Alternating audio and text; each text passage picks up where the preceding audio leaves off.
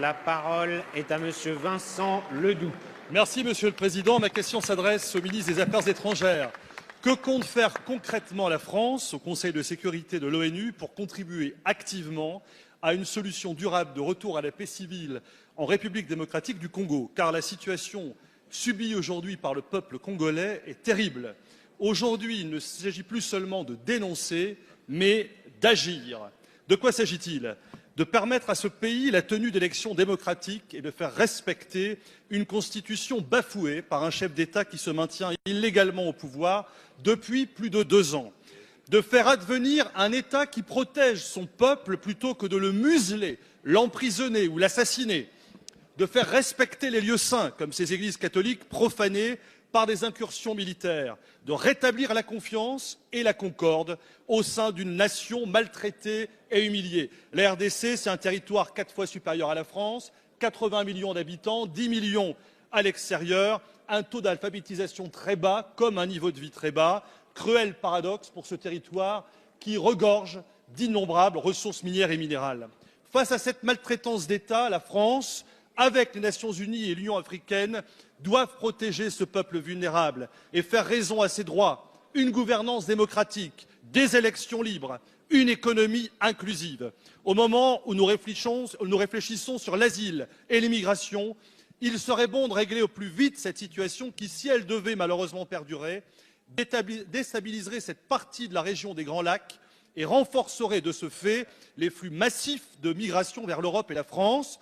Dans ces derniers jours, plus de 4000 réfugiés ont fui vers le Burundi pour échapper au conflit entre les groupes armés et l'armée congolaise dans l'est du pays. Alors, Monsieur le Ministre, merci de nous préciser l'action extérieure de l'État français dans cette terrible question congolaise.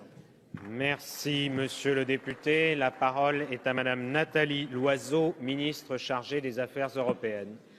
Monsieur le Président, Mesdames et Messieurs les députés, Monsieur le député Ledoux, vous avez raison, la situation en République démocratique du Congo est vivement préoccupante. Qu'il s'agisse des droits de l'homme, de la situation politique, de l'insécurité ou de la situation humanitaire. La France a fermement condamné les violences commises par les forces de sécurité lors des manifestations de décembre et de janvier. Nous appelons les autorités congolaises à s'assurer que les responsables de ces violences soient traduits en justice.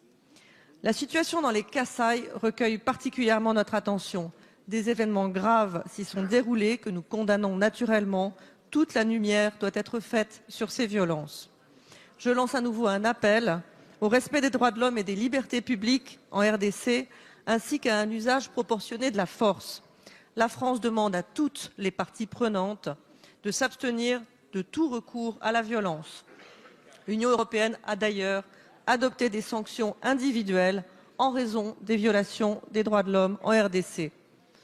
Vous avez raison, des élections transparentes permettant une alternance pacifique et démocratique sont plus que jamais indispensables. Nous appelons à leur tenue effective à la date prévue, dans le respect de la Constitution et de l'esprit de consensus qui avait prévalu lors de la signature de l'accord politique de décembre 2016. Nous travaillons avec nos partenaires, en particulier avec l'Union africaine et les pays de la région. Nous soutenons l'action de la mission des Nations Unies en RDC, la MONUSCO, qui paye un lourd tribut pour la protection des populations civiles. La France a par ailleurs augmenté son aide humanitaire à la RDC, qui a atteint l'année dernière 2,4 millions d'euros. Merci, Madame la Ministre.